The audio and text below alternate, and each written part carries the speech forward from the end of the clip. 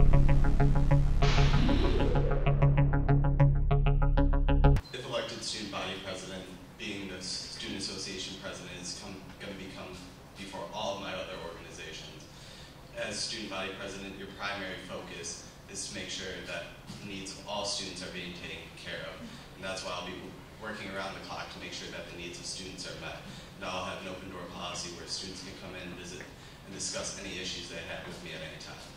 I agree with Mr. Callmeyer. It's important for the president of the Student Association to have an open door policy with all students.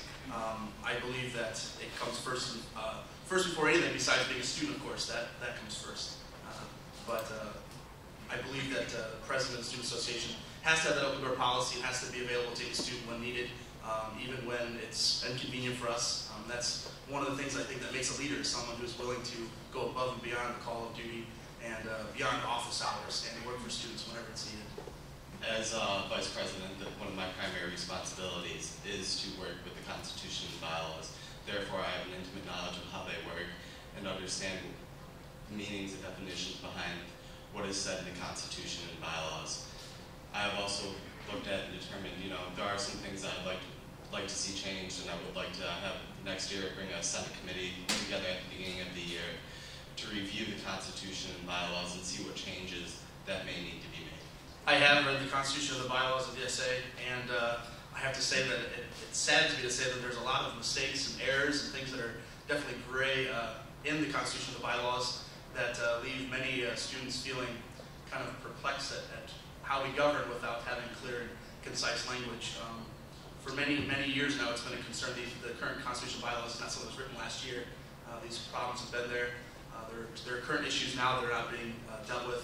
One in particular is the census that was not taken this year or last year that is directed in the Constitution and the bylaws. There's a lot of members of the executive board who are supposed to do certain things that are laid out in the Constitution and bylaws that have not been taking place this year. So yes, I'm very aware of what's in the Constitution and bylaws.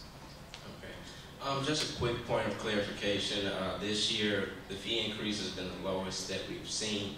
2.97 overall increase compared to the typical 5% or 3%. So I feel we have been very effective in voicing the concerns of students. But within the position of student trustee, the way that I feel that I would be an effective voice for the students, I would not only be reaching out to the normal population that I am accustomed with, but making sure that I reach out to different areas that I'm not familiar with. To reach out to the students that are just coming in that are unaware of the current ways different processes are going on. To reach out more to the residence halls where we have our younger students. So making a way to reach out to the students that may not have the opportunity to voice all their concerns. I will effectively represent the students of Illinois University by listening to them, asking them what it is that affects their lives here on NIU, to make sure that their voice is heard on the Board of Trustees, because that is our job, to be an advocate of the students. And in response to my opponent's remarks, while the tuition increase and fee increase may have been small, it's still an increase nonetheless. And in economic hard times, we need to make sure that if we are increasing fees and tuition, that the students know why that's occurring, to have that open discussion. And before anything is done, there needs to be action